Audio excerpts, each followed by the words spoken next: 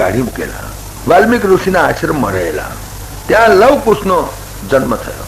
એ વાત તો તમે જાણો છો. પછી એવામાં અશ્વમેઘ યજ્ઞ કર્યો ભગવાન રામે.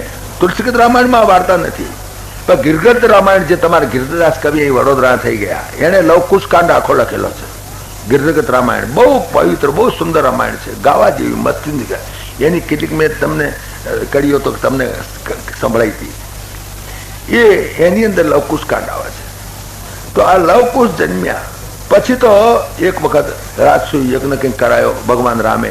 હવે તો પત્ની સિવાય તો થાય નહીં, એટલે સોનાની મૂર્તિ કંઈક એમણે જોડે બેસાડીને યજ્ઞ કરાયો. એ અશ્વનો પછી યજ્ઞનો ઘોડો છૂટો મૂક્યો, વાલ્મીક ઋષિના આશ્રમમાં ગયો. આ લવકુશ એને બાંધ્યો. પછી એને છોડાવવા માટે ગયા. ભરત ગયા, શત્રુઘ્ન ગયા, લક્ષ્મણજી ગયા, હનુમાનજી ખુદ ગયેલા. હનુમાનજીનું પૂંછડું ઝાલીને તોડીને ઢહેડેલા. આ લવકુશે. હનુમાનજીનું તો આગળ લંકામાં ચાલ્યું, પણ એ ના ચાલ્યું. ખુદ રામ પછી ઉઠીને ગયા.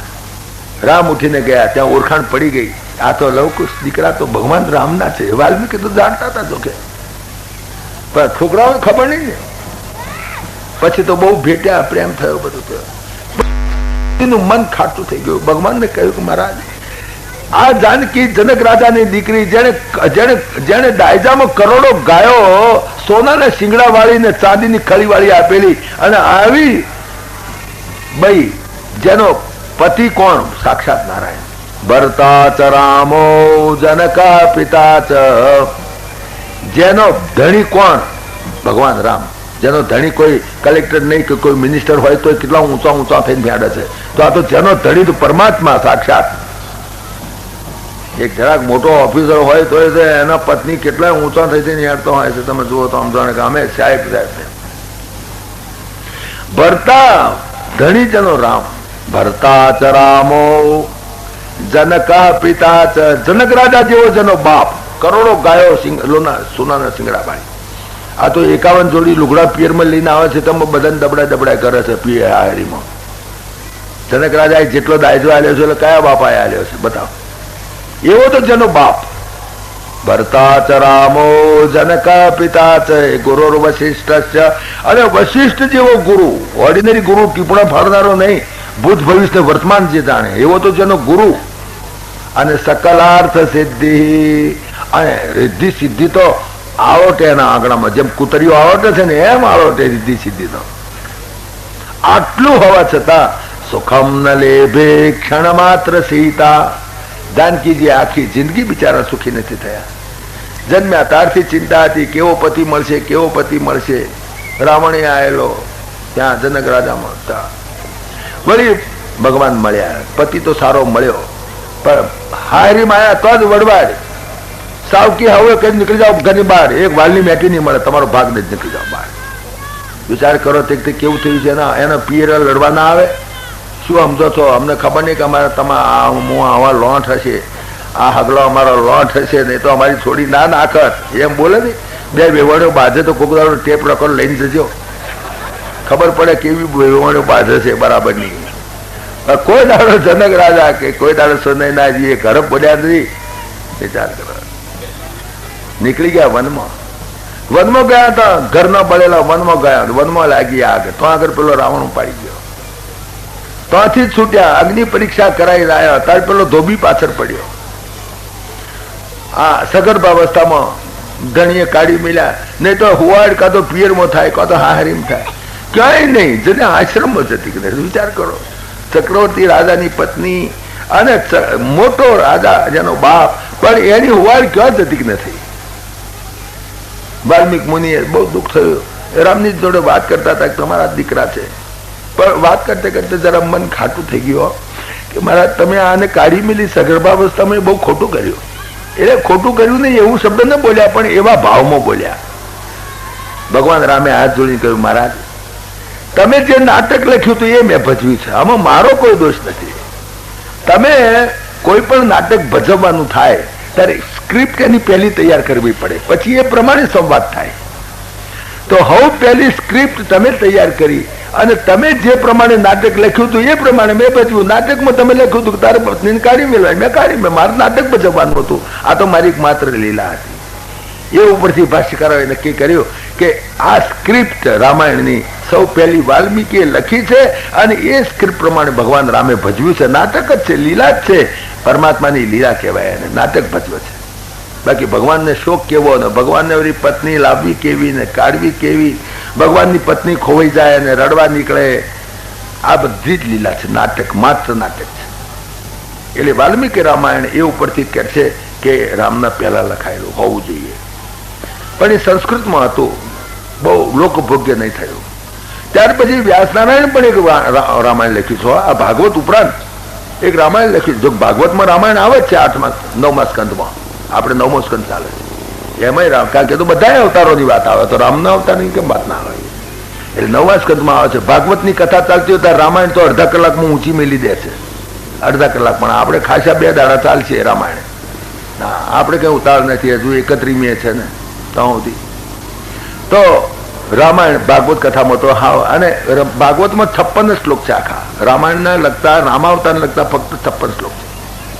પણ વ્યાસનારાયણ એક સ્વતંત્ર રામાયણ પર લખી છે જેને આધ્યાત્મ રામાયણ કહે છે. એ પણ સંસ્કૃતમાં છે, પણ એ બહુ સરળ ભાષા છે. એટલી બધી એના એટલા સુંદર શ્લોકો છે, ગાવામાં આનંદ આવે. અધ્યાત્મ રામાયણ સંસ્કૃતમાં લખી છે. ત્યાર પછી યોગ વશિષ્ઠ રામાયણ છે. યોગ વશિષ્ઠ રામાયણમાં વાર્તા નથી આવતી બહુ, એ તો નર્યું વેદાંત જ છે. ભગવાન રામની નાની ઉંમરથી 11-12 વર્ષની એમને જરા વૈરાગ્ય ભાવ પેદા થયેલો, ત્યારે વશિષ્ઠ મુનિ એમને જ્ઞાન આપેલું.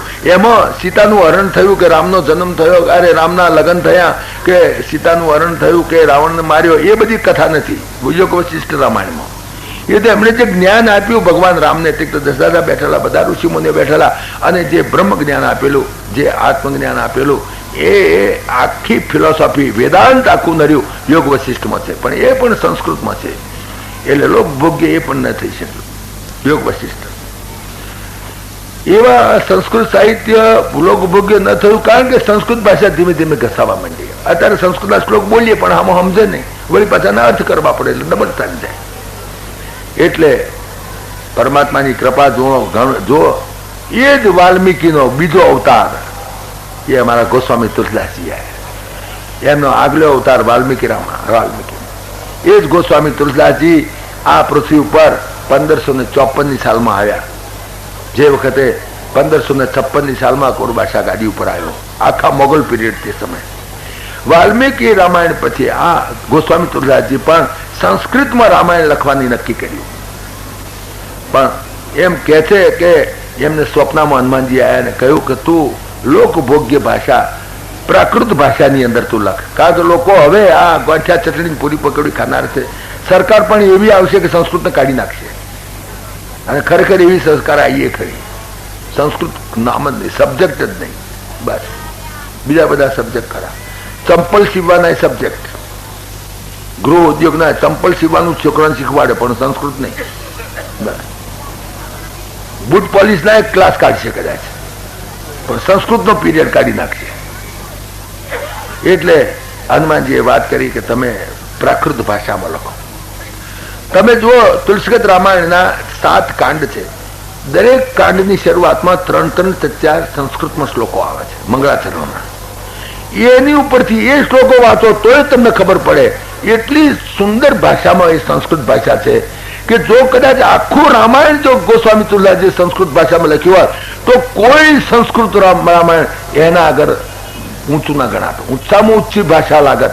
બહુ જ સુંદર રીતે રામાયણ લખ્યું હોત. પણ હનુમાનજીની આજ્ઞા તું પ્રાકૃત ભાષામાં લખ. એટલે હનુમાનજીની આજ્ઞાથી એમણે હિન્દી, અને હિન્દીમાં પાછી કોલોક્વિયલ લેંગ્વેજ, પાછી એમાં વ્રજ ભાષા, બહુ મીઠી ભાષા.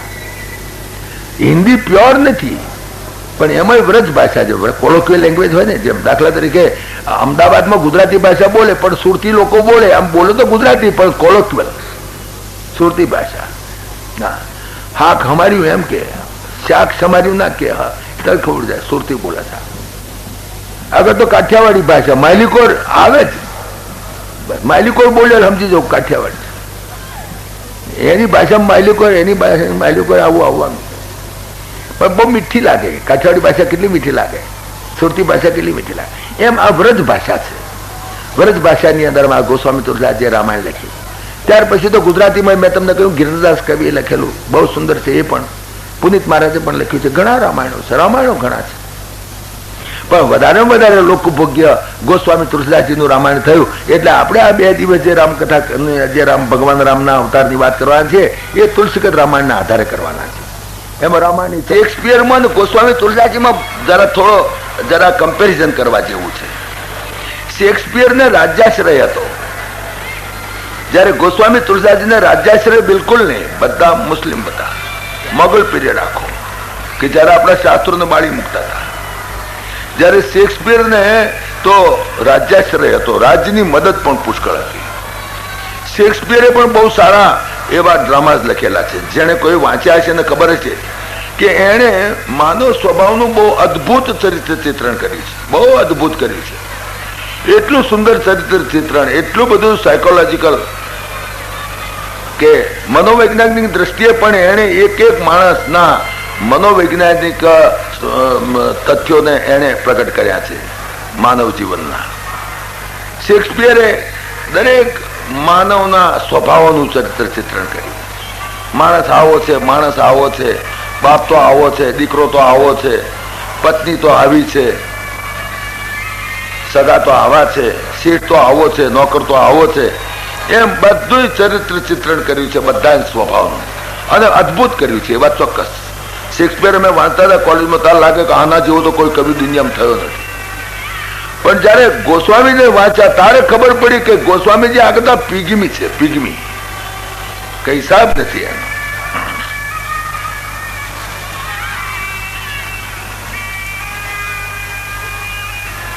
તારે ખબર પડી ગોસ્વામીજીએ પણ માનવ સ્વભાવનું ચિત્રણ કર્યું છે અહીંયા આગળ રામાયણમાં. પણ ગોસ્વામીજીમાં આને તુલસીદાસ અને શેક્સપિયરમાં ફેર કેટલો તમે જુઓ. શેક્સપિયરે કહ્યું માણસ આવો છે, આવો છે, આવો છે, આવો છે, આવો છે. જયારે ગોસ્વામી તુલસીદાસજીએ કહ્યું માણસ આવો હોવો જોઈએ, આવો હોવો જોઈએ, આવો હોવો જોઈએ, આવો હોવો જોઈએ. આદર્શ રજૂ કરી દીધા. એટલો ફેર છે. બાપ તો આવો હોવો જોઈએ, દીકરો તો આવો હોવો જોઈએ, પત્ની તો આવી હોવી જોઈએ, પુત્ર તો આવો હોવો જોઈએ, શેઠ તો આવો હોવો જોઈએ, સેવક તો હનુમાનજી જેવો હોવો જોઈએ. એટલે શેક્સપિયરે કહ્યું માણસ આવો છે, આવો છે, આવો છે, આવો છે, આવો છે. જયારે ગોસ્વામીજીએ કહ્યું માણસ આવો હોવો જોઈએ, આવો હોવો જોઈએ, આવો હોવો જોઈએ, આવો હોવો જોઈએ. એટલે માનવ સ્વભાવનું ચરિત્ર ચિત્રણ કરવામાં જે એંગલ ઓફ વિઝન તમે જુઓ, જે દ્રષ્ટિબિંદુ જુઓ, એ દ્રષ્ટિબિંદુનો આમાં બહુ ફેર પડી જાય છે. અને એને ખરેખર ગોસ્વામી તુલસીદાસજીએ એક આદર્શ માણસોને રજૂ કર્યા. ભાઈ આ આદર્શ છે, હવે એ આદર્શ પ્રમાણે તમે કેટલા ચાલો છે જોવાનું છે. માસ્તર તો છાપેલો એકડો લખીને મૂકે, આ એકડો, પછી છોકરાઓ એ એકડો કેટલો કાઢે એ તો એને મહેનત કરવાની છે. પણ આદર્શ જ રજૂ કરવો પડે. તો ગોસ્વામી તુલસીદાસજીએ આખી રામાયણની અંદર આદર્શ રજૂ કર્યો. પિતા આવો હોવો જોઈએ, પુત્ર તો આવો હોવો જોઈએ, બૈરી તો આવી હોવી જોઈએ, એવી રીતે બધા આદર્શ રજૂ કર્યા. આ એક મોટું કમ્પેરિઝન છે. કાલિદાસ પણ એક મહાન કવિ થઈ ગયો. કાલિદાસ મહાકવિ કહેવાય.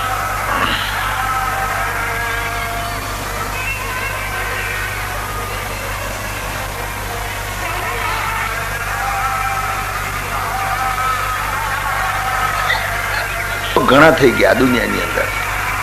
કાલિદાસ પણ મહાકવિ ગણાઈ ગયો. પણ કાલિદાસ કવિ કહેવાય જ્યારે આ ભક્ત કવિ છે. કવિમાં ને ભક્ત કવિમાં બહુ ફેર છે. મેં એક વખત વચમાં દાખલો આપ્યો હતો કે કાલિદાસે તો ભગવાન શંકરનું લગ્નનો પ્રસંગનો બહુ વર્ણન કર્યું, અને પછી લગ્ન પતી ગયા પછી એમના શૃંગારનું વર્ણન પણ કર્યું. કવિ તો કવિ છે ભાઈ, એ તો એની વિદ્વતા, એની પંડિતી બતાવવા માટે એવું સુંદર ભાષાની અંદર તમે જુઓ તો ભગવાન શંકરનું એણે જે શૃંગાર કર્યો કૈલાસમાં, જેને શું કહે છે હનીમૂન કે શું કહે છે, એનું વર્ણન કર્યું આને. તો કવિએ તો કવિ છે, વિદ્વતા બતાવી છે, પંડિતે. પણ ગોસ્વામી તુલસીદાસજી જયારે રામાયણ લખવા બેઠા એમણે ભગવાન શંકરના લગ્નનું વર્ણન કર્યું, પણ કંઈક શૃંગારનું વર્ણન મારાથી નહીં થાય. શૃંગારનું વર્ણન કેવી રીતે કરવું? જગત માતુ પિતુ શંભુ ભવાની, જગત માતુ પિતુ શંભુ ભવાની, તેને કઈ શૃંગાર ન કહું બખાની. જગતના માતા પિતા છે ભગવાન શંકર અને પાર્વતી, તો જગતના માતા પિતા છે. અને એમના શૃંગારનું વર્ણન, હું બાળક છું ગમે તેમ તો આખું જગત એનું બાળક છે, તો માતા પિતાના શૃંગારનું વર્ણન કરે તો બાળક કેવો દેખાય? બાળકના મોંમાં શોભે નહીં. માતા પિતાના શૃંગારનું વર્ણન, અમારા બાપાએ અમારી બાને કેવા લાલ લડાયા તેવી વાતો કરવા બે તો કેવો ભૂંડો લાગે છોકરો. તો આવી વાતો ના થાય. તો કવિમાં ભક્ત કવિમાં આટલો ફેર છે. કવિ એની વિદ્વતા બતાવે છે, કવિ એની પંડિતી બતાવે છે, જ્યારે ભક્ત કવિ એના ઈષ્ટદેવને વફાદાર રહે છે. આટલો ફેર છે. પોતાનો ઈષ્ટદેવ છે, ઈષ્ટદેવને વફાદાર રહે ભક્ત કવિ, એ ભક્ત હૃદય છે. એટલે કવિમાં કાળિદાસમાં અને એમાં બહુ ફેર. શેક્સપિયરની સાથે કમ્પેરિઝન કરો, કાળિદાસ કરો, અરે ઇવન વાલ્મીકી સાથે કમ્પેર કરો. વાલ્મીકીએ પણ કેટલીક જગ્યાએ એવી વાતો લખી છે આપણને નવી લાગે. એક પ્રસંગ હું તમને કહું એટલે તમને ખ્યાલ આવી જશે વાલ્મીકી રામાયણમાં અને તુલસીગીત રામાયણમાં કેવો ફેર છે.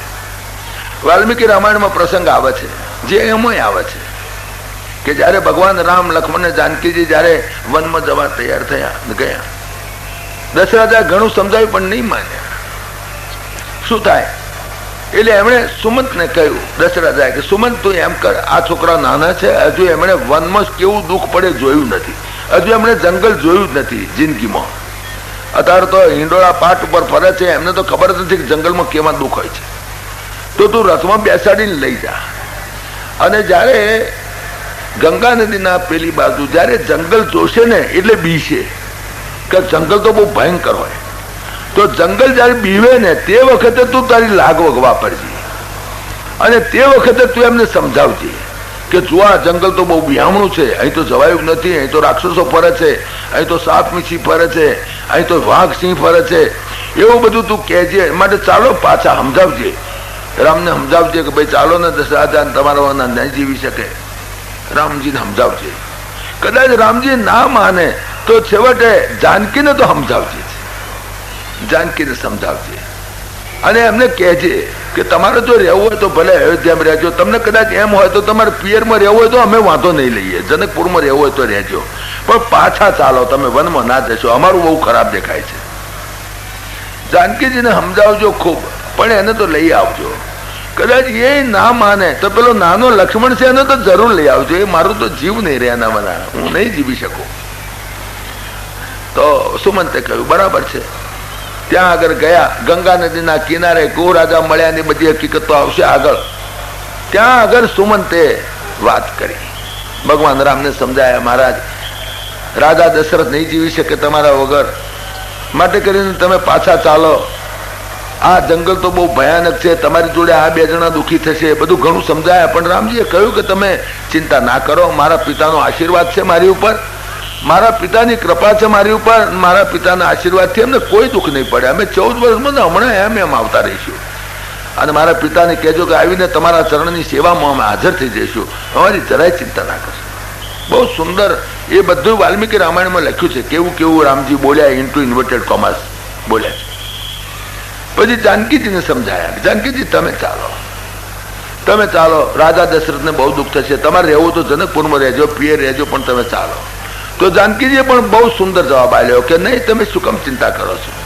મારા પતિ રામ, આ મારો દિયર લક્ષ્મણ, બંને ધનુષધારી છે, કોઈની તાકાત નથી કે મારી સામે આંખ ઊંચી કરી શકે, અને મારે તો રામજીની જોડે જ રહેવું સારું, મારે પિયરમાં રહેવું સારું નહીં, મારે તેમની સાથે જ રહેવું જોઈએ. એણે પણ બહુ સુંદર જવાબ આપ્યો.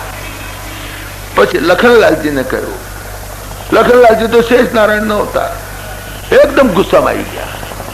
મારા બાપને કહેજો આવી રીતે બહેરાથી ડબાઈ ના જવાય, શું સમજે છે, છોકરાને પૈણીને આયા ને બહાર કાઢ્યા, આવું આવું બહુ એવું બોલ્યા. અને જે લખનલાલજી બોલ્યા ને એ બધું પાછું એ ઇન્ટુ ઇન્વર્ટેડ કોમર્સ વાલ્મીકી રામાયણમાં આવે છે, 5-7 શ્લોકો 10 શ્લોકોમાં. લખનલાલજી બહુ કડવું બોલ્યા, મારા બાપને કહેજો બહેરાને ડબાઈ ગયા, આમ તેમ એવું બધું બોલ્યા. એ બધું અંદર આવે છે વાલ્મીકી રામાયણમાં. ગોસ્વામી તુલસીદાસજી વાલ્મીકીનો જ અવતાર છે. ગોસ્વામી તુલસીદાસજીએ જોયું કે હા તે વખતે લખ્યું એ તો બરાબર, પણ આ જે કળિયુગના છોકરાઓ જો આવી વાત વાંચશે તો એ પણ બોલતા થઈ જશે. આ ગોંઠિયા ચટણી પૂરી પકડી ખાનારા છોકરા એ એમના બાપાઓને આવો જવાબ આલવા મળશે. એટલે આ વાત લખતી વખતે, રામાયણમાં આ વાત લખતી વખતે રામજીનું બોલેલું તો બધું લખ્યું, જાનકીજીનું બોલેલું બધું લખ્યું, અને લખનલાલજી બોલ્યા હતા તો ખરા, એટલે ઇતિહાસ તો છુપાવાય નહીં, પણ એમણે એટલું જ લખ્યું, લખન કહ્યું કશું અનુચિત બાણી. શું બોલ્યા એ નહીં લખ્યું. લખન કહ્યું કશું અનુચિત બાણી, પ્રભુ બર જેવું બળ અનુચિત જાણી. ભગવાન રામે સ્વાગત દીધા કે આ લખન તો બિચારો બચ્યું છે, છોકરું છે નાનું, બોલી કીધું ભલે, પણ મારા પિતાને મરણ પથારી પર પડ્યા છે, એમને આ વાત ના કરતા, એના દિલને ઘા વાગશે. કેટલી સરળ રીતે બોલ્યા, એ શબ્દો નહીં બોલ્યા. વાલ્મીકી રામાયણમાં જે ભૂલો કરી હતી, ગોસ્વામીજીએ તુલસીગત રામાયણમાં સુધારી લીધી. વાલ્મીકીનો જ બીજો અવતાર તુલસીદાસજી, એટલે વાલ્મીકી રામાયણમાં જ્યાં જ્યાં ભૂલો થઈ હતી તુલસીદાસજીએ સુધારી લીધી. એટલે તુલસીગત Ramayana is the revised and finished edition of Valmiki Ramayana. Valmiki રામાયણની રિવાઇઝડ એન્ડ ફિનિશ્ડ એડિશન છે. એટલા માટે તુલસીદાસનું આ વધારે આપણને લોકભોગ્ય બન્યું છે. તુલસીદાસજીએ માત્ર ભક્તિ પ્રધાન ગ્રંથ બનાવી દીધો. ભગવાનના સ્વરૂપને એટલા વફાદાર રહીને લખ્યું છે, કોઈ જગ્યાએ ક્યાંય અનુચિત વાત નહીં. મર્યાદા પુરુષોત્તમ ભગવાનનું ચરિત્ર લખનાર કેટલો બધો મર્યાદા વાળો. મર્યાદા પુરુષોત્તમ ભગવાનનું ચરિત્ર લખવાનું, આ તો કંઈ બીજું લખવાનું છે. તો મર્યાદા પુરુષોત્તમ ભગવાનનું ચરિત્ર લખતી વખતે ખુદ પોતે કેટલો મર્યાદા વાળો છે એની શરૂઆતમાં તમે જુઓ તો આપણને ખબર પડે. શરૂઆતમાં જ એણે કહ્યું પોતાની મર્યાદા જુઓ. હું તો તુલસીદાસજીની વાત કરું, પોતાની મર્યાદા. એમણે હાથ જોડીને કહી દીધું, કવિ ન હો નહીં ચતુર કહાવ. ભાઈ હું કોઈ કવિ નથી, હું કોઈ મારી જાતને ચતુર કહેવડાવતો નથી. કવિ ન હો નહીં ચતુર કહાવ, મતિ અનુરૂપ રામ ગુણ ગાવ. ન હો નહીં ચતુર કહાવ, મતિ અનુરૂપ રામ ગુણ ગાવ. कहाँ रघुपति के चरित उदारा, कहाँ रघुपति के चरित अपारा, कहाँ मति मोरी निरत संसारा. ક્યાં પરમાત્માના ઉદાર ચરિત્ર અને ક્યાં મારી સંસારમાં ખદબદ થતી મારી બુદ્ધિ, મારું ગજુ છે પરમાત્માના ગુણ ગાવાનું. નથી કહી શકતા, સરસ્વતી નથી કહી શકતી, એ પરમાત્માના ગુણ. હું તો મારી બાલિશ ભાષાની અંદર હું બોલું છું, હું મારી જાતને કવિ કહેવડાવતો નથી. કવિ ન હો નહીં ચતુર કહાવ, મતિ અનુરૂપ રામ ગુણ ગાવ. કહા રઘુપતિ કે ચરિત ઉદારા, કહા મતિ મોરી નિરત સંસારા. કવિત વિવેક એક નહીં મોરે. મારામાં કવિત્વનો એક વિવેક નહીં જુઓ તમે. કવિ તો આમ પિંગળ ભણવું જોઈએ ને આમ જોજો, કઈ મારી પાસે નથી. કવિત વિવેક એક નહીં મોરે, સત્ય કહો લેખી કાગળ કોરે. તમે કહેતા તો કોરા કાગળ ઉપર લખીને આપવા તૈયાર છો. મારામાં કવિત્વનો એક પણ વિવેક નથી. હું તો ભગવાનના ગુણ જે પરમાત્મા મને સુજાડે એ પ્રમાણે ગાઉં છું. મારી તો પરમાત્મામાં ભક્તિભાવથી હું ગાઉં છું. કેટલો વિવેક, કેટલી મર્યાદા. કયું ગોસ્વામીજી તમે આટલું સુંદર ગ્રંથ લખ્યો છે અને તમે એમ કેમ કહો છો કે મારામાં કવિત્વ વિવેક નથી? આટલું ઉચ્ચ પ્રકારનું કવિત્વ લખ્યું કે કવિત્વ લખ્યું છે મેં ક્યાં? શંભુ પ્રસાદ સુમતિ હુલસી. આ ભગવાન શંકરની કૃપા, મારી નહીં, મારી બુદ્ધિ નહીં, ભગવાન શંકરે લખાયું એમ મેં લખ્યું છે. કોઈ કહે કે આ પુસ્તક મેં લખ્યું છે સમજવું અહંકાર. નહીં, મેં નહીં, ભગવાને લખાયું એમ મેં લખ્યું. દરેકની બુદ્ધિનો પ્રેરક તો પરમાત્મા છે.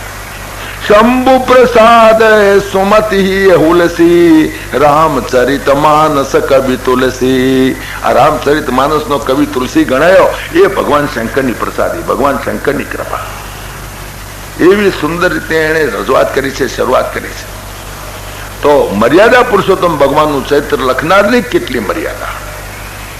ગોસ્વામી તુલસીદાસજીએ આમ તો સગુણ સાકાર સ્વરૂપનું પરમાત્માનું વર્ણન કર્યું છે, પણ નિર્ગુણ નિરાકારનું પણ પ્રતિપાદન કર્યું છે જોડે. આપણે વેદાંતની અંદર નિર્ગુણ નિરાકારની વાતો કરી, પરમાત્મા નિર્ગુણ નિરાકાર, એ પરમાત્મા નિર્ગુણ નિરાકાર એનું પણ એને પ્રતિપાદન કર્યું. બેનું પદ ચલઈ સુનઈ બેનું કાના, બેનું કર કર્મ કરઈ બેદી નાના, આનંદ રહિત સકલ રસ ભોગી, બેનું બાણી બકતા બડ જોગી. તનુ બેનું પરસ નયન બેનું દેખા, ગ્રસઈ ગ્રાણ બેનું બાસ અશેખા. असी सब भांति अलौकिक करणी महिमा जा सुजाई नहीं बरणी। આમાં એને વેદાંતનું પ્રતિપાદન કર્યું, વેદોનો આધાર લીધો છે, ઉપનિષદોનો આધાર લઈને કહ્યું નિર્ગુણ બ્રહ્મ છે. ખરેખર તો એનું સાચું સ્વરૂપ તો નિર્ગુણ નિરાકાર છે, જેને પગ નથી, જેને ઇન્દ્રિયો નથી, બેનું પદ ચાલાય, પગ નથી પણ ચાલી શકે છે પરમાત્મા, બધે જ ચાલે છે. બેનું પદ ચાલાય સુનાય, બેનું કાન નથી પણ બધું સાંભળી શકે છે પરમાત્મા. અને બેનું કર્મ કરાય વિધિ નાના, હાથ નથી પણ તમામ કર્મ કરે છે. આનંદ રહિત સકલ રસ ભોગી, મુખ નથી પણ તમામ રસને ભોગવે છે. અને બેનું વાણી બક્તા બળ જોગી, વાણી નથી પણ બધું બોલી શકે છે. આ જે કઈ બોલે છે પરમાત્મા જ બોલે છે. In all these loud speaker the speaker is only one. એક જ પરમાત્મા દરેક ની અંદર બોલી રહ્યો છે. ચકલીમાં ચીંચી બોલી રહ્યો છે, કાગડામાં કૌ કૌ બોલી રહ્યો છે, ગધેડામાં ભૂંકી રહ્યો છે, સ્ત્રીમાં સ્ત્રી જેવું બોલી રહ્યો છે, પુરુષમાં પુરુષ જેવું બોલી રહ્યો છે. એક જ પરમાત્મા દરેકમાં બોલી રહ્યો છે.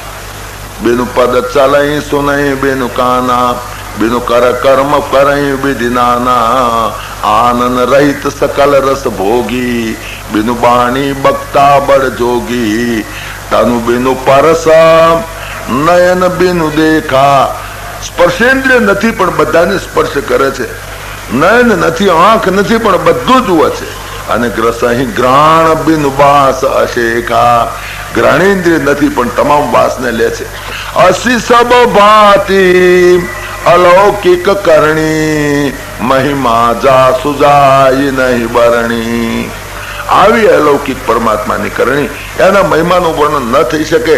એ પરાત્પર બ્રહ્મ જે નિર્ગુણ નિરાકાર, વેદોએ પણ એનું વર્ણન કર્યું. અપાણી પાદો જવનો ગૃહિતા, અપાણી પાદ જવનો ગૃહિતા. પગ નથી પણ દોડે છે, હાથ નથી પણ પકડે છે.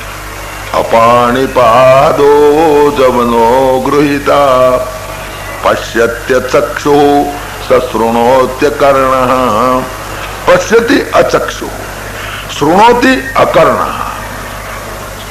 વેદો અને ઉપનિષદો જે વાત લખી છે એનું જ બરાબર અહીંયા આગળ એમણે આધાર લઈ અને એ વાત કરી. એ નિર્ગુણ નિરાકાર પરાત્પર બ્રહ્મ, એ જ સગુણ સાકાર બની સાક્ષાત નારાયણ. કયા રામની કથા કરો છો? એ સાક્ષાત નિર્ગુણ નિરાકાર. રામ બે નથી, એક જ રામ, પણ બે જીવા લાગે. એક રામ દશરથ કા બેટા, અને એક રામ ઘટ ઘટ में बैठा. एक राम का सकल पसारा, અને એક રામ સબ જગ સે ન્યારા. એક રામ છે જેનો આખા જગતમાં પસારો છે, તો એક રામ એ છે જગતની બહાર છે. નત્વહમ તેષુ તે મયી, ભગવદ્ ગીતાની અંદર પણ ભગવાને આ વાત કરી છે. તો એ પરાત્પર બ્રહ્મ એ સૃષ્ટિ ઉપર પધાર્યા જગતના કલ્યાણ માટે, કરુણાથી પ્રેરાઈને, કોઈ વાસનાથી ઘેરાઈને નહીં, કરુણાથી પ્રેરે. પરમાત્માને શા માટે પૃથ્વી ઉપર આવવું પડ્યું? ઘણા પૂછે છે શા માટે ભગવાનને આવવું પડ્યું? સાક્ષાત નારાયણ છે, પરાત્પર બ્રહ્મ છે, સર્વશક્તિમાન છે, ઓમની પ્રેઝન્ટ, ઓમની પોટન્ટ, ઓમનિશિયન્ટ છે, સર્વશક્તિમાન છે, અનંત કોટી બ્રહ્માંડનો નાશ માત્ર સંકલ્પ માત્રથી કરી શકે. શુક્રવાર રાવણને મારવા આવવું પડ્યું, શુક્રવાર કૌશલ્યાંતર જન્મ લેવો પડ્યો, અને બૈરું ખોવાઈ જાય, રડતા રડતા જવું પડે. આ બધી ઉપાધિ એમને શું કામ કરવી પડે? શુક્રવાર પેલો મથુરા મેલીને નાસી જવું પડે ને બીવું પડે ને, અને માં દોયડે બાંધે ને, આ બધી ભાંજગડ શુક્રવાર કરવી પડે. તો એ જ વાત સમજાવવા માટે આ બધો પ્રયત્ન છે કે પરમાત્મા એવા કઈ જીવ જંતુઓ, એવા શુદ્ર, એવા પ્રાણી, કહિણા કશ્યપુ, રાવણ, કંસને જેવા મારવા નથી આવતા. પરમાત્મા આવે છે એ માત્ર પોતાના ભક્તોને મળવા માટે. એ હકીકત આ રામાયણમાંથી અહીંયા આગળ રજૂઆત કરવાની છે. પરમાત્માના જન્મના કારણો કેટલા, ઘણા ઘણા જુદા જુદા રામાયણમાં જુદા જુદા કારણો આવે છે.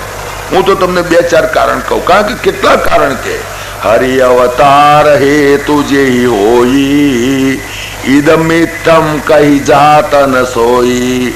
આ જ કારણે આયા હતા, આટલા જ કારણ માટે આયા હતા, એવું નહીં કહી શકાય. हरि अवतार हेतु जे होई इदम इत्थम कही जातन सोई। इदम कारण के इत्थम कारण એટલું નહીં કહી શકાય ભાઈ। એ તો અહીંયા આવે ત્યારે કેટલાય કારણો લઈને આવે। કલેક્ટર જયારે ડિસ્ટ્રિક્ટમાં જાય કોઈ ગામે ત્યારે કંઈ એક કામ માટે જાય, એ ગામની જેટલી ફાઇલો હોય એ બધી લઈને જાય ને, બધા કેસોનો નિકાલ કરી દે। ભાઈ મૂકો આ ફાઇલમાં ટૂર જવું, આ ગામમાં તારે હું લેતો જઈશ, બધા કેસો નિકાલ કરીશ ત્યાં। એમ પરમાત્મા પણ જયારે આવે ત્યારે કેટલી ફાઇલો સોંપી હોય। નારદે ફાઇલ સોંપી હતી, મહારાજ પેલા યમલાર્જુન ઉભા છે તો આગળ બચારા કેટલાય વર્ષોથી ત્યાં આગળ આ લેતા જજો આ ફાઇલ। બીજાની ફાઇલ આપે, ભાઈ જટાયુની આ ફાઇલ લેતા જાઓ, આ કબંધની ફાઇલ લેતા જાઓ। હા, એ કેટલાયના કામ કરવા માટે પરમાત્મા આવે। તો પરમાત્મા કઈ એક કામ માટે આવે છે, કેટલા કેટલાના કામ હોય માટે અમુક જ કામ માટે આયા હતા પરમાત્મા, એમ કહી શકાય નહીં। હરે અવતાર હેતુ જે હોઈ ઇદમિતમ કહી જાતન સોઈ। કારણ કે કેમ કહી શક્યા? રામ અવતાર કે બુદ્ધિમાન બાણી। પરમાત્મા તો અતર્ક છે, મનથી નહીં, બુદ્ધિથી નહીં। राम अवतार के बुद्धिमान बाणी मत हमार अस सुना हूं भवानी। हे भवानी तमे सांभळो, भगवान तो अतर्क है। अवतार के बुद्धिमान बाणी। परमात्मा तो अतर्क है, मन थी नहीं, बुद्धि थी नहीं। राम अवतार के बुद्धिमान बाणी मत हमार अस सुना हूं भवानी। हे भवानी तमे सांभळो, भगवान तो अतर्क है।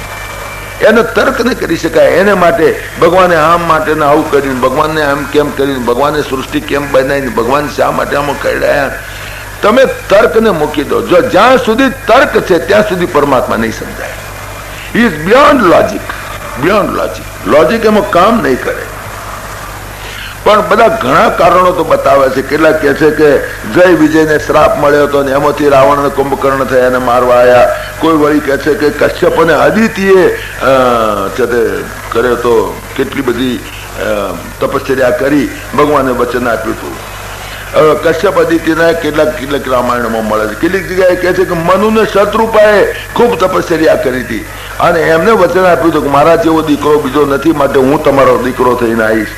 કેટલીક જગ્યાએ વળી જલંધર ને કઈ એની પત્ની સાથે છળ કપટ કરેલો ને એની અંદરથી જલંધર રાવણ થયો ને એમાં ભગવાનને આવવું પડ્યું, કેટલાક એવું કે છે। તુલસીગંજ રામાયણમાં એક વધારાની વાત છે જે બીજા કોઈ રામાયણમાં નહીં મળી। પ્રતાપ ભાનુ રાજાની વાત આવે છે। એ પ્રતાપ ભાનુ એક બિચારો બહુ પવિત્ર માણસ હતો, પણ એનાથી એવું ગુનો થઈ ગયો, પાપ થઈ ગયો ને એ બધી લાંબી કથા છે રામાયણમાં, તુલસીગંજ રામાયણમાં। એમાંથી બિચારો રાક્ષસ થયો ને રાવણ થયો ને એને લીધે કરીને ભગવાનને આવવું પડ્યું। દરેક અવતારમાં, દરેક કલ્પમાં અનેક કારણો જુદા જુદા હોય છે। એટલે જયારે કઈ ફેરફાર દેખાય તમને કે આ રામાયણમાં તો આવું કે છે, આ રામાયણમાં આવું કેમ કે છે, આ મહારાજ તો આવું કહેતા હતા ને આ મહારાજ આવું કેમ કે છે, પણ દરેક કલ્પ ભેદે વાર્તામાં થોડો ભેદ પડવાનો। એટલે એમાં ઘૂંટાવાની જરૂર નથી। આપણું મુખ્ય કામ તો ભગવાનની ભક્તિની છે। એટલે આ ભક્તિ ગ્રંથ છે, માટે એમાં બધા કારણોને કમ્પેર કરવા બેસો તો વિદ્વતામાં પડી જશો નકામા। એના કરતા એક જનરલ કારણ આપી દીધું, જે ગીતામાં પણ આપ્યું, જે આમાં પણ આપ્યું। યદા યદા હિ ધર્મસ્ય ગ્લાનિર્ભવતિ ભારત અભ્યુત્થાનમાં ધર્મસ્ય, એ જે ગીતામાં કારણ આપ્યું એ જ કારણ ગોસ્વામી તુલસીદાસજીએ રામાયણમાં આપ્યું। જબ જબ હોય ધર્મ કે હાનિ, જબ જબ હોય ધર્મ કે હાનિ, અને બાઢઈ અસુર મહા અભિમાની, કરઈ અનીતિ જારી નહીં બરણી, सीदई विप्रधेनु सुर धरणी। तब तब प्रभु धरी मनुज शरीरा। एकला मनुज शरीर नहीं, तब तब प्रभु धरी विविध शरीरा, हरई कृपा निधि सज्जन पीरा। मुख्य काम तो ये है कि भक्तों ने माटे आवे छे परमात्मा सज्जन पीरा। सज्जनो पोताना भक्तों कल्याण करवा माटे, शबरी ने मळवा माटे અને ગોપીઓને મળવા માટે અને જટાયુને મળવા માટે અને વિભીષણને મળવા માટે, પોતાના ભક્તોને મળવા માટે આવે છે। આ જનરલ કારણ। હા, જબ જબ હોય ધર્મ કઈ હાનિ, બાઢઈ અસુર મહાભિમાની, કરઈ અનીતિ જાય નહીં બરણી, સીધઈ વિપ્રધેनु સુર ધરણી। તબ તબ પ્રભુ ધરી मनुज शरीरा, तब तब प्रभु धरी विविध शरीरा, हरई कृपा निधि सज्जन पीरा। પાર્વતીજી આ સવાલ શરૂઆતમાં પૂછ્યો ભગવાન શંકરે કે ભાઈ જુદા જુદા કારણો છે, પણ મુખ્ય કારણ મને તો લાગે છે કે ભગવાન પોતાના ભક્તો માટે આવે છે. પણ એક બીજું કારણ છે જે બીજા કોઈ રામાયણમાં નથી. ભગવાન શંકરે કારણ બતાવ્યું એક કે નારદ શ્રાપ દિન એક બારા. એક વખત નારદે શ્રાપ દીધેલો, એને માટે કરીને ભગવાનને જન્મ લેવો પડ્યો. અરે તારી ઝેરે નારદ શ્રાપ દિન એક બારા કલ્પ એક તેહી લગી અવતારા. એક કલ્પની અંદર તો માત્ર આણે શ્રાપ દીધેલો, નારદે શ્રાપ દીધેલો, અને એમાં ભગવાનને જન્મ લેવો પડ્યો. પાર્વતી કથા સાંભળો બેઠા છે, શંકર ભગવાન વાત કરે છે, નારદે શ્રાપ દીધો. પાર્વતી વિચારમાં પડી ગયા. ગિરિજા ચકિત ભઈ સોની બાની નારદ વિષ્ણુ ભક્ત પુનિ જ્ઞાની. શું વાત કરો છો મહારાજ? નારદ તો ભગવાનનું હૃદય, નારદ તો વિષ્ણુનો ભક્ત, નારદ તો મહાજ્ઞાની, અને એને ભગવાનને શ્રાપ દીધો. ગજબની વાત કહેવાય. આ વાત મને ગળે ના ઉતરી. બીજું ઠીક છે મારા ભાઈ, બીજી બધી વાત તો ગળે ઉતરે, પણ આ કેમ ઉતરે? નારદ શ્રાપ દિન એક બારા અને કલ્પ એક તેહી લગી અવતારા.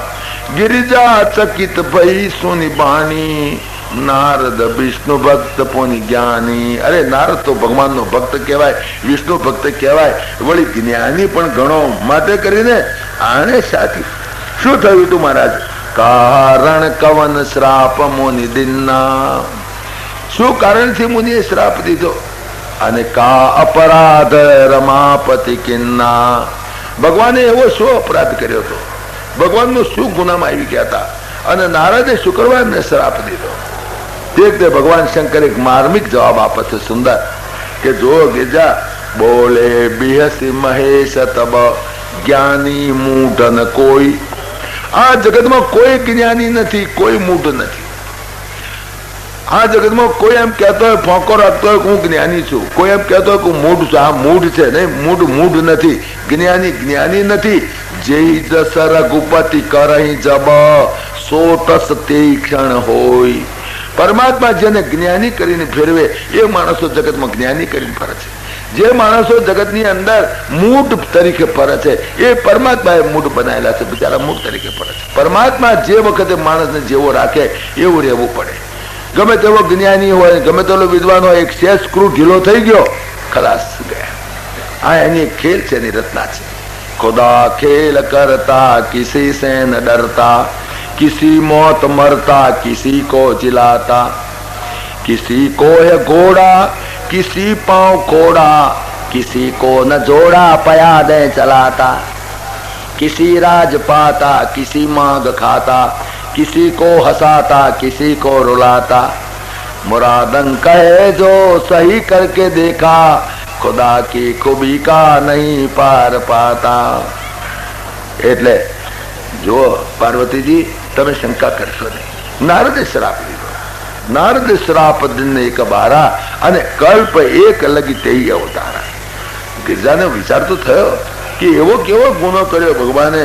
કારણ કવન શ્રાપ મુનિ દિનના કા અપરાધ રમાપતિ કિન્ના. આ વાત જરા ડિટેલમાં કહો મહારાજ. બીજા બધા કારણો તો તમે કયા? મનુ શત્રુપને તો ઠીક છે, અમે ભાગવતમાં સાંભળ્યા છે, જાણ્યા, આતા લગીમાં આવી ગયા છે, પણ આ કારણ અમને જાણતા નથી. તો કહે કે જુઓ વાત એવી બનેલી એક વખત કે હિમાચલગીરી પર્વતની એક ગુફાની અંદર નારદજી ફરતા ફરતા ગયા. એ ગુફાની અંદર નારદજી બેઠા. આજુબાજુનું વાતાવરણ પવિત્ર હતું, સુંદર. ત્યાં આગળ વાતાવરણ, કુદરત સરસ, શાંત જગ્યા. નારદજીને આમ તો શ્રાપ હતો, કોઈ જગ્યાએ એક સ્થિર બેસી શકે નહીં. પણ કોણ જાણે એમને શું થયું તે વખતે કે સુમિરન હરી શ્રાપ ગતિ બાધી. ભગવાનનું ત્યાં સ્મરણ કરવા બેઠો તો શ્રાપ ગતિ બારી અને સહજ બિમલ મન લાગી સમાધિ. આમ તો પવિત્ર હૃદય તો હતું જ, અને એકદમ એમને સમાધિ લાગી ગઈ. એકદમ બેસી ગયા, શાંત બેસી ગયા. ઘણા વર્ષ સુધી બેઠા. ઇન્દ્રને ગભરામણ થઈ. જયારે બેસે ને તપસ્યા કરવા એટલે ઇન્દ્રને દર વખતે ચિંતા. એની ખુરશી ઘડી હાલે બચારાની. ઘડીએ ઘડીએ એની ખુરશીઓ આવે. કોક તપસ્યા કરે તરત ઊંચો નેચો થઈ જાય. મારું ઇન્દ્રાસન તો નહીં લે ને, મારું ઇન્દ્રાસન તો નહીં લે. એ ચિંતા મોટી. કારણ કે ઇન્દ્ર બિચારો, ઇન્દ્ર એટલે કોણ? સ્વર્ગનો રાજા. સ્વર્ગ કોને કહેવાય? જ્યાં ઇન્દ્રિયોના વિષયો, જ્યાં કામી લોલુપ એવા જીવો, એ માત્ર ઇન્દ્રિયોના વિષયો ભોગવવાની જ્યાં પ્રચુર પ્રમાણમાં સામગ્રી મોજૂદ હોય એવી જે જગ્યા, એનું નામ સ્વર્ગ. સ્વર્ગ કઈ જોગ્રાફિકલ એરિયા નથી, સ્વર્ગ કોઈ ભૌગોલિક પ્રદેશ નથી. જે જગ્યાએ ઇન્દ્રિયોના વિષયો ભોગવવાનું પ્રચુર પ્રમાણમાં સામગ્રી અને સગવડ હોય, બસ એ જગ્યાનું નામ સ્વર્ગ. આ ઇન્દ્ર એટલે કામી. ઇન્દ્ર કોણ કહેવાય? જે કામી લોલુપ જગમાહી. ગોસ્વામીજી લખે છે, બહુ માર્મિક લખે છે. જે કામી લોલુપ જગમાહી કુટિલ કાગઈ સબહી ડેરાઈ. જે જગતમાં કામી પુરુષો છે, લોલુપ પુરુષો છે, એ હંમેશા કાગડાની માફક કાયમ ડરતા હોય. કાગડો તમે જુઓ, હકડો બેસે નહીં, આમ તો બેઠો છે તો આમ આમ આમ આમ તો અહીંથી મારશે, અહીંથી પકડશે. કાયમ તમે જુઓ કામી લોલુપ છે, એને ભયભીત, ચારે કોરા ભયભીત. કાગડો કાગડાને કોણ પકડી જવાનું હતું? પોપટ હોય તો કોઈ પહોંચવા, કાગડાને કોણ પકડે? કાગડાને કોણ પાળે? પણ છતાં કાગડાને એમ થાય મને કોક પકડી જશે, મને કોક પકડી જશે. જે કામી લોલુપ જગમાહી. કેટલાક તો મહાવાક્યો છે રામાયણના. રામાયણના આ એક મહાવાક્ય છે. જે કામી લોલુપ જગમાહી કુટિલ કાગઈ સબહી ડેરાઈ. એક કુટિલ કાગડાની માફક બધાથી ડરતા હોય. ઇન્દ્ર ડરે, કોઈ એને એમ થાય કે શું થશે. કૂતરું હાડકું લઈને જતું હોય ને, હુકું હાડકું, કૂતરું હાડકું આમ હુકું હાડકું છે, બીજું તો કઈ હુકું હાડકું લઈને જતું હોય અને સિંહ ત્યાં આગળ થઈને નીકળે ને, એટલે કૂતરાને એમ થાય કે મારું હાડકું આ પડાઈ લેશે. એટલે મૂર્ખા સિંહને પડી છે. સિંહ તો જીવતો હાથી હોય ને એની ઉપર તરાપ મારીને ગંદા સ્થળ તોડીને એનું મધ, એનો જે મધ હોય ને મધ પીવે. એ આવા હુકા હાડકાને અડાઈ નહીં. તો ઇન્દ્રનું રાજ્ય તો હુકા હાડકા જેવું છે. અને નારદ તો સિંહ છે. સિંહ સુખ હાડ લઈ ભાગ શઠ શ્વાન નિરખી મૃગરાજ. આ મૃગરાજ સિંહ નારદ, અને આ કૂતરા જેવો અમારો ઇન્દ્ર. ઇન્દ્રને કૂતરાની હાથે ઉપમા આપી છે. પાણીની પણ આપી છે. સંસ્કૃતનું મોટા મોટો વ્યાકરણી થઈ ગયો પાણીને. First grammarian of the world, સંસ્કૃતનો ફર્સ્ટ ગ્રામેરિયન પાણીની. પાણીની એ સૂત્રો લખેલા છે. પાણીની જે ગ્રામરના નિયમો લખ્યા છે એમાં તો કોઈ દાડો વ્યાસનારાયણ પણ ફેરફાર ના કરી શકે. પાણીની જે વ્યાકરણ લખ્યું છે એ વ્યાકરણની અંદર વ્યાસનારાયણ પણ મિસ્ટેક ન કરી શકે. અંગ્રેજી ગ્રામર હોય એમાં શેક્સપિયર મિસ્ટેક કરી શકે. there are so many grammatical mistakes. A poetic licence કહેવાય. શેક્સપિયર ભૂલો કરે તો એને એ પોએટિક લાયસન્સ કહેવાય. એ ગ્રામેટિકલ મિસ્ટેક્સ કરે. પણ અહીં આગળ તમે જુઓ, વ્યાસનારાયણે કોઈ જગ્યાએ ગ્રામેટિકલ મિસ્ટેક નહીં. જે ગ્રામરના નિયમો જે છે પાણીને કરેલા એ જ. ઇંગ્લિશ સાહિત્યમાં અગર બીજા બધા સાહિત્યની અંદર તમે જુઓ તો વ્યાકરણ નિયમોનો ભંગ હોય છે. ઘણી જગ્યાએ શેક્સપિયરનું લિટરેચર તો વાંચો તો વ્યાકરણ નિયમો ભંગ કરીને પણ કાંક પોએટિક લાયસન્સ છે, પ્રાસ બેહાડવો હોય એટલે વ્યાકરણ નિયમનો ભંગ કરે. એટલે in the literature of Shakespeare તમે જુઓ તો there are so many grammatical mistakes. હા, અને એટલા માટે પેલા એક જણે લખ્યું હતું એટલે એને શું કહેવાય? ગ્રામેટિકલ મિસ્ટેક કરે એને શું કહેવાય? ઈડિયમ કહેવાય. ઈડિયમ અંગ્રેજીમાં ઈડિયમ કહે છે. જે જાણતા હશે અંગ્રેજી ભણેલા, જે ગ્રામેટિકલ મિસ્ટેક્સ કરે જે કવિઓ, એને ઈડિયમ કહેવાય. તો એક જણાએ ઈડિયમની ડેફિનેશન આપેલી કે idioms are the mistakes committed by great idiots. Idioms are the mistakes committed by great idiots. મોટા ઇડિયટ ભૂલ કરે ઇડિયમ કહેવાય. પણ સંસ્કૃત ભાષામાં ક્યાંય ઇડિયમ નહીં મળે. તમે બિલકુલ નહીં, કોઈ મિસ્ટેક નહીં, ગ્રામેટિકલ મિસ્ટેક કરે નહીં. પાણીની લખેલું જે વ્યાકરણ એમાં એ તો ભંગ નહીં કરે કાયદાનો. એ પાણીની એ જુવાનને, કૂતરાને અને ઇન્દ્રને ત્રણેયને એક સૂત્રની અંદર એના એક રૂપ થાય. વિશેષતા પાણીની એક સૂત્રે શ્વાનમ યુવાનમ મઘવાન માહ. શ્વાન, યુવાન, મઘવાન એ ત્રણેયના એક જ પ્રકાર. કારણ ત્રણેયની એક જો પાણીને પણ વિચાર કર્યો કે જુવાન માણસ અને કૂતરું અને આ ઇન્દ્ર ત્રણે હરખા. કઈ વખતે ક્યાં આગળ ભમે એની ખબર ના પડે. શ્વાનમ યુવાનમ મઘવાનમ આહ એક જ જાતના રૂપ થાય. સંસ્કૃત ભાષાની જાણકારી ખબર છે. શ્વા શ્વાનવ શ્વાના સ્વાનમ સ્વાનો સ્વાના યુવા યુવાનો યુવાના યુવાનમ યુવાન યુવાન મઘવા મઘવાનો મઘવાના મઘવાનમ મઘવાનો મઘવાના ત્રણેયના એક જ પ્રકારના રૂપ થાય. આ એક ખૂબી છે સંસ્કૃતની. પણ એની અંદર પાણીને પણ ઇન્દ્રને કામી બતાવ્યો છે, કૂતરા જેવો બતાવ્યો.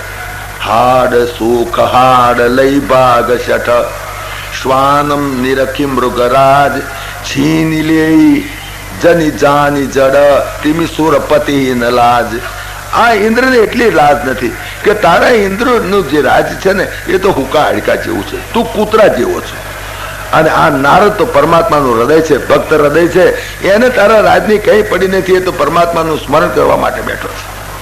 પણ છતાંય આણે અવળચંડી કરી ઇન્દ્રે, અને અપ્સરાઓને મોકલીને કામદેવને મોકલ્યો અને બધાને મોકલ્યા. એનું તોફાન દરેક વખતે આ જ કરે. ગયો કામદેવ, આને અપ્સરાઓ બધી ગઈ ને એમણે તો એમની રીતે જે પ્રમાણે એને ગોઠવણ કરવી જોઈએ બધી કરી. એવું તોફાન જમાયું બરાબરનું શંકર ભગવાનના આગળ કર્યું હતું એવું. જો કે શંકર ભગવાન તો એકદમ જાગ્યા, ગુસ્સાઈ ગયા, આંખ ઉગાડતા ને હાથે કામદેવ બધાને સાફ કરી નાખ્યા. હવે આ તો નારદજી બેઠેલા, શાંત બેઠેલા. કામદેવની કોઈ અસર ના થઈ. કામદેવની પણ કઈ અસર ના કરી શકે. ગોસ્વામીજી ત્યાં આગળ એક નોટ કરી છે. હા, સીમપી ચાપી સકઈ કો તાસો. એને જે સીમા કરી છે એ સીમાની અંદર નહીં આવી શકે. સીમ કી ચાપી સકઈ કો તાસો બડ રખવાર રમાપતિ જાસો. જેનો મહાન રખવાળ પરમાત્મા છે એની ઓર્બિટમાં આપવાની કોઈની હિંમત નથી. તો કામદેવ કઈ ન કરી શકે. કામદેવ કઈ કરી શક્યો ને એટલે ગભરાયો કે આ મુનિ જો હમણાં બેઠા હતા જો જાગ્યા ને તો બાળી ભસ્મ કરી નાખ. શંકરનો કડવો અનુભવ થયેલો ને એટલે ગભરાઈ ગયેલો બિચારો. પછી તો ધીમે ધીમે ત્યાં આગળ એનું જોર કર્યું પણ ન ચાલ્યું. એવામાં નારદે આંખ ઉગાડી. નારદે આંખ ઉગાડીને જોયા, કામદેવને જોયો, બધી અપ્સરાઓને જોઈ. નારદજી હસી પડ્યા. એટલે આ મૂર્ખાઓ, તમે અહીંયા આવ્યા છો? અરે તમારી ઝેર, તમે શંકર ભગવાન પાસે ગયા ને આટલો કડવો અનુભવ થયો તો તમને ભાન નથી પડતું. હશે કઈ વાંધો નહીં, બેહો, ચા નાસ્તો કરીને જાઓ. એટલે કામ તો જીત્યો પણ ક્રોધ પણ જીત્યો એને. જોવાની કવિ ત્યાં કામદેવ ખુશ થઈ ગયો. અરે વાહ, શંકર કરતા તો ચડી ગયા. એને તેમ લાગ્યું કે પ્રચંડ માયા પરમાત્માની છે, એની અંદર ફસાય છે માણસ. આ કામદેવ માંથી ફસાયા નહીં. તો આ તો શંકર કરતા ચડી ગયા. આ તો કામ જીતવો મુશ્કેલ છે આમ તો, પણ શંકર જેવા કદાચ કામ જીતે. પણ કામ જીતે તોય ક્રોધ વધારે ભયંકર છે. ક્રોધ તો જીતાતો નથી. શંકર કામ જીતી શક્યા પણ ક્રોધ ન જીતી શક્યા. તો આને તો કામ અને ક્રોધ બે જીત્યા. એટલે કામદેવને જરાક બેસાડી, ચા નાસ્તો કરી વિદાય કર્યા. પછી આ ઉભા થઈ ગયા, ઘેડો કઈ કામ નથી, આપણી ધ્યાન છૂટી ગયું. ઉઠ્યા, વિચાર કર્યો ક્યાં જવું. વિચાર થયો કે લાય શંકર ભગવાનને જઈને કહી આવું કે જો મેં કામ પણ જીત્યો ને ક્રોધ પણ જીત્યો, તમારા કરતા એક મુઠ્ઠી ચડી ગયો હું. આ અહંકાર પેટો જુઓ, અહંકાર આવ્યો. કામ જીતવો મુશ્કેલ છે પણ શંકરે કામ જીત્યો પણ ક્રોધ ન જીતી શક્યા. નારદે કામ અને ક્રોધ બે જીત્યા પણ અહંકાર ના જીત્યો. જુઓ ને, અહંકાર કેટલો સૂક્ષ્મથી સૂક્ષ્મ. અહંકાર આવી ગયો. ભગવાન શંકર કરતા હું તો ચડી ગયો. સીધા ગયા ભગવાન શંકર પાસે. શંકર ભગવાન પાસે જઈને કહ્યું, કેમ મહારાજ બહુ દાડે આવ્યા? હા, બહુ દાડે આવ્યા. બહુ દાડે મળ્યા. કેમ? અરે હું તો ગયો હતો મહારાજ, હું તો ગયો હતો ત્યાં આગળ તપશ્ચર્યા કરવા. જબરદસ્ત મેં તો તપશ્ચર્યા કરી. કામદેવ આવ્યો હતો તમારી માફક, તમને આવ્યો હતો ને એવી રીતે. મારા બેટો આવીને એને તો બહુ ચાળા કર્યા, પણ હું તો ગાંઠ્યો જ નહીં ને બિલકુલ. એટલે ગભરાઈ ગયો તો મને પગે લાગી ગયો. મેં કહ્યું જા બેટા, ચાલે જા, મારે તને કશું કરવું નથી. એ રાજી થઈ ગયો. સારું થયું વૈશાખને શંકર તો મને બાળી મેળ્યો હતો ને તમે મને છોડ્યો, સારું થયું. રાજી થતો ગયો. હા મહારાજ, મેં તો કામ અને ક્રોધ બે જીત્યા. ભગવાન શંકર એ બોલતો હતો ને તાર જોઈ રહ્યા હતા, એની મોડે દેખાડો કે આ અહંકાર છે આનો. આ અહંકાર બોલે છે. અહંકાર માણસ જયારે બોલતા અહંકારના શબ્દો, ત્યારે માણસને ખબર ના પડે કે અહંકાર છે, પણ આમાં માણસને ખબર પડે કે અહંકારી શબ્દો છે. મેં તમને 2-3 વખત દાખલા આપ્યો કે ડુંગળી ખાતો હોય એને ખબર ના પડે કે મારું મોડું ગંધાય, જોડે બેઠો ને ગંધાય. શંકરને મોડું ગંધાયું. શંકરને થયું કે અહંકાર બેઠો છે. ભગવાન શંકર તો ઠીક છે, સારું કર્યું, તમે કર્યું તો બરાબર છે, આ વાત તમે મને કરી, સારું કર્યું, પણ હું તમને એક સલાહ આપું. તો કે કહો મહારાજ. કે સલાહ એટલી કે આ વાત તમે અહીં કરી તો ભલે, પણ બીજા કોઈને ના કરતા. બીજા કોઈને જઈને નહીં કહેતા કે મેં કામ જીત્યો ને ક્રોધ જીત્યો. પેલો કે સારું, પણ મનમાં સમજો બાબા શંકરે ખરા છે મને બનાવવા જવા, કારણ કે એનું હલકું દેખાય ને, એટલે કોઈ જગ્યાએ બીજે વાત કરું તો એની જયારે નોનમાં આવે ને એટલે મને ના પાડે છે કે કોઈ જગ્યાએ કહેતો નહીં. અને હું તને બીજી સમજણ પાડું, કદાચ તું કોઈ જગ્યાએ કહું ભૂલે ચૂકે તો એટલું ધ્યાન રાખજે, વિષ્ણુ ભગવાન આગળ તો કહેતો જ નહીં તું, કારણ કે બહુ એ છે, સમજ્યા. અને વિષ્ણુ ભગવાન પાછા એવા છે તું નહીં કહું તો પરણે વાત કાઢી છે, અને પરણે વાત કાઢે ને તો ધ્યાન રાખજે તું બોલતો નહીં, આ વાત ના કરતો. નારદને લાગ્યું કે આ શંકરનું ભમ્યું લાગે છે, કે શંકરને એમ છે કે જાણે કે એના કરતા હું ચડી ગયો ને કોઈની વાત ના કરે, એનું હલકું ના પડે, એટલા સારું મને કહેતો હોય છે. માન્યું નહીં, મનમાં બોલ્યા નહીં, પણ માન્યું નહીં કે એને હવે વિષ્ણુ ભગવાનને જઈને કહી આવું તો અમે ઉપડ્યા. ના પાડી છતાં જો કેટલાક માણસો કહે કે આ વાત ના કરીશ, 3 વાર કે પાછું કે જો આ વાત કોઈને કહેવાય નથી, આ તો તમને જ કહું છું એમ કઈ પાછો કે પાછું એ પાછો આપણને અહીં કે જો આ વાત કોઈને કહેશો નહીં, હું તમને એકલા જ કહું છું. દરેક માણસ આવી વાત કરે. નારદ ઉપડ્યા વિષ્ણુ ભગવાન પાસે. વિષ્ણુ ભગવાન પાસે તો વિષ્ણુ ભગવાન તો જાણતા હતા કે હમણાં આવ્યો જ છે ને બકરો, મજા આવશે. વિષ્ણુ ભગવાન તો ટીખરી, એને તો આનંદ. ગયા નારદજી ગયા જેવા એકદમ રાજી થઈ ગયા, આવો નારદ તમે તો મારો પ્રેસ રિપોર્ટર, હમણાં કેમ હમણાં દેખાતા જ નહોતા, બિલકુલ દેખાયા નહીં હમણાં. અરે શું મહારાજ, હું તો તપસ્યા કરવા ગયો હતો, તપસ્યા કરવા ગયો તો મેં તો ઉગ્ર તપસ્યા કરી. પેલો મૂર્ખો ઇન્દ્ર એને કામદેવ મોકલ્યો હતો મને છળકપટ કરવા, જેમ શંકરને મોકલ્યો હતો ને એવું, પણ મેં તો બિલકુલ હાલ્યો નહીં. પછી તો કામદેવ એનું બધું બહુ નખરા કર્યા, પણ હું તો માનતો મારે ના માન્યો. પછી ગભરાઈ ગયો ને એટલે પછી મેં એને બેહાડ્યો, શાંતિભાઈ પાણી પીને વિદાય કર્યો. હું ગુસ્સો જ મેં ના કર્યો એની ઉપર. તો ભગવાન વિષ્ણુને ગમત પડી, અરે તારી ઝેરે મારી માયા કેટલી જોરદાર છે. ભગવાન વિષ્ણુ જોયા કરે કે નારદ તું બી ફસાયો, પરમ ભક્ત હોવા છતાં ભક્તો પણ ગુલાટ ખાઈ જાય છે. અતિ પ્રબળ રઘુપતિ કે માયા, પરમાત્માની માયા કેટલી પ્રબળ છે. અતિ પ્રબળ રઘુપતિ કે માયા, જે નમો અસકો જગ જાયા. ગોસ્વામી તુલસાજી લખે છે કોને એવો કયો જગતમાં જન્મ્યો છે કે જેને મોહ ના થયો હોય. એક કે એકને મોહ થયો છે. પાર્વતીને પણ મોહ થયો, ગરુડને પણ મોહ થયો. વાહન પરમાત્માનું વાહન, પરમાત્માના ચરણ જેની પીઠ ઉપર રહે કાયમ, એને પણ મોહ વળગ્યો. એને પણ આ માયા છે, અડકઈ કૂતરી છે, ગમે તેને બચકું ભરે, કઈ ખબર ના પડે. જેને બચકું ભરે, નારદને પણ બચકું ભર્યું, આજે ઇન્દ્રને પણ બચકું ભર્યું હતું અડકઈ કૂતરી, બ્રહ્માને બચકું ભર્યું હતું એક દાડે, તો આવશે 10મ સ્કંદમાં. ઇન્દ્રને બચકું ભર્યું તે 10મ સ્કંદમાં આવશે. ગરુડને બિચારાને અડકઈ કૂતરી દરેકને કડી છે. ગરુડને એવી કરી રાડ પાડી ગયો તો બચારો, નાઠો ગયો નારદ પાસે, પૈસા મને આ તો માયા વળગી છે, મને તો મગજમાં ભંઠ્યું ભરી ગયું બરાબરનું. નારદે કહ્યું મૂર્ખા, જેહી બહુ બાર નચાવા મોહી, સોનું બિહંગ પતિ બ્યાપે ઉતોહી. આ કૂતરી તો મને ઘણી વાર કહી હતી, અને તને પાછી કહી. મારી પાસે ઇન્જેક્શન નથી, મારા બાપા પાસે છે, બ્રહ્મા પાસે જતો ઇન્જેક્શન 14 લિયા ઇન્જેક્શન, 14 ઇન્જેક્શન લેવા બ્રહ્મા પાસે મોકલ્યો. ગરુડ ગયો બિચારો. આ કાકભૂષણ ગરુડનો પ્રસંગ ઉત્તરકાંડની આવે છે, બહુ અદભુત છે. ત્યાં આગળ ગરુડ ગયો બિચારો બ્રહ્મા પાસે. બ્રહ્મા પાસે કે મહારાજ મારે તો આવું થયું છે ને, મને તો પંચું ભરી ગયું બરાબરનું, કે આ શું કહેવાય, ભગવાન તે વળી નાગ પાસથી બંધાતા હશે, મેં છોડ્યા તાર છૂટ્યા.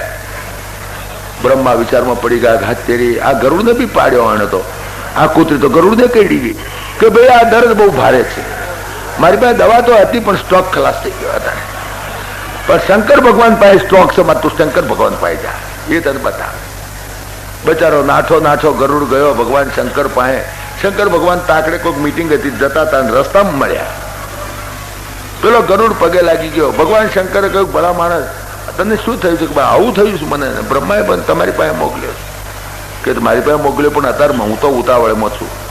હા, એટલે મારે તો હવે ટાઈમ નથી, પણ હું તને એક હોસ્પિટલ બતાવું, તારે ઇન્દર પેશન્ટ તરીકે દાખલ થવું પડશે. કારણ કે જબરદસ્ત હોસ્પિટલ છે, કારણ કે આ રોગ એવો છે કે એક બે દાડામાં જાય નહીં, સમજ્યા ને? તા તારો સંશય છે તબ હો ઈ સબ સંશય ભંગા જબ બહુ કાલ કરીએ સત્સંગા. બહુ લાંબા સમય સુધી સત્સંગ કરી તારે એક બે દાડામાં 15 દાડામાં સત્સંગ કરીને દાવ તો એમાં નહીં મેળ પડે. તો કે મહારાજ હોસ્પિટલ કઈ છે કે એક હોસ્પિટલ છે મોટી જબરદસ્ત, પણ ઇન્દોર પેશન્ટ તરીકે દાખલ થઈ જાય. તો ક્યાં કે કાગભૂષણની હોસ્પિટલ છે, તો જા બેટા. તો આ જઈને કાગડાને પગે લાગ, તારો પહેલો તો અહંકાર તો જ તૂટી જાય કે હું ગરુડ મોટો મોટો રાજા, પણ એક વાર કાગડા પાસે પગે લગાડવો હતો એટલા સારું. પહેલો તો અહંકાર એ જ તોડવો જોઈએ. દેશ ગમે તેવો મોટો સૂતો અહીંયા આગળ એક વખત તો એના કાગભૂષણના ચરણમાં કાગડો અધમ પક્ષી ચંડાળ પક્ષી અને એના ચરણમાં હું બેસીને સાંભળું. એટલે ગરુડને જે અહંકાર તો પહેલો તો એ જ તોડી નાખ્યો. કે છે પાર્વતીને કહ્યું ભગવાન શંકરે, પાર્વતીએ કહ્યું કે મહારાજ તમારે જ જ્ઞાન આવવું હતું કે મારું જ્ઞાન એને પચત જ નહીં. હું એને કહેત એમ લાગે તો મેં તો શંકર જેવો મોટો ગુરુ કર્યો. એને એવો ગુરુ બચાવ્યો કે જે ગુરુ આગળ બે એને પેલો અહંકાર તૂટે એટલા સારું મેં જાણી જોઈને મોકલ્યો.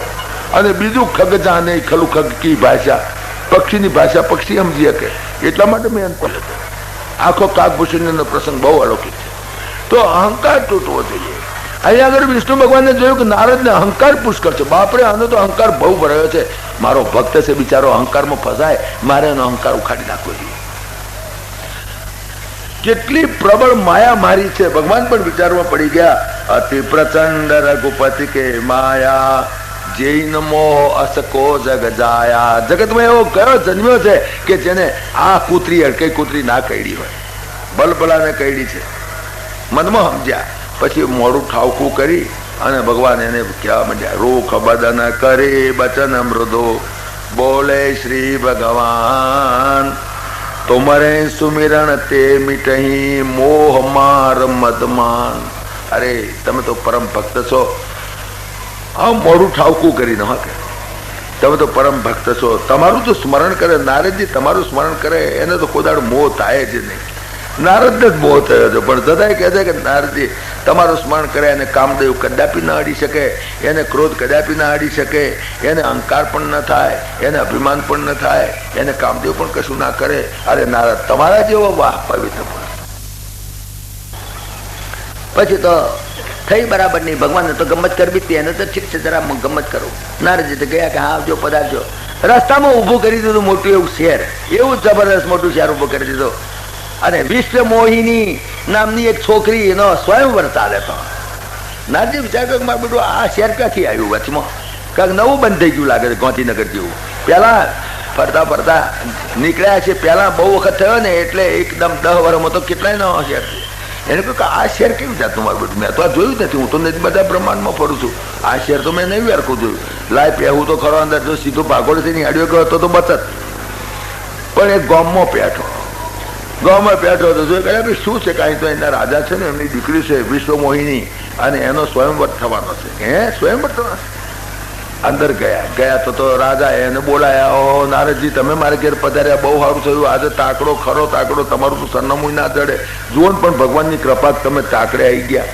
મારી દીકરી છે પૈસા બેન આશીર્વાદ આલો ને એને જરા હાથ જુઓ ને કેવો હાથ છે એનો, કેવો ધણી મળશે. આપી છોડી હાથમાં નારદજી તો હાથ જ પેલો હું લાગવા માંડ્યો. એકદમ પૈણ ચડ્યું આનંદો, પૈણ ચડ્યું. ગજબ થઈ ગયો. ભગવાન ગોથું ખવડાવે તો કેવું ખવડાવે છે? અરે આ તો બહુ સારું છે. અલ્યા ભાઈ આને તો પૈણશે તો દુનિયાની અંદર અજય થશે, અમર. નારદ ને થયું કે મારે પણ આ તો ગુરુ તરીકે આવેલો ને એટલે એને બોલાય કેમ કે મારે પૈણવું છે એમ તો બોલાય નહીં. તો આ બાળા બતાવીને એમ થોડા ગ્રહો કે એનો તો શનિ આવો છે, મંગળ આવો છે, અને બુધ 8મા સ્થાનમાં છે, અને શુક્ર શનિ ફલાણા સ્થાનમાં છે, ને એમ તેમ વાતો કરીને હારું કહીને હેડતા થયા. પણ રસ્તામાં વિચાર કર્યો, અરે તારી જે આ છોડી હું પૈણ્યું કેવું સારું. બસ આ મન થઈ ગયું, પૈણી ચડ્યું, બંઠ્યું ભરાયું બરાબરનું. પણ હવે થાય શું? હવે હમણાં 2 વાગે તો પૂરો આ સ્વયંવર થવાનું.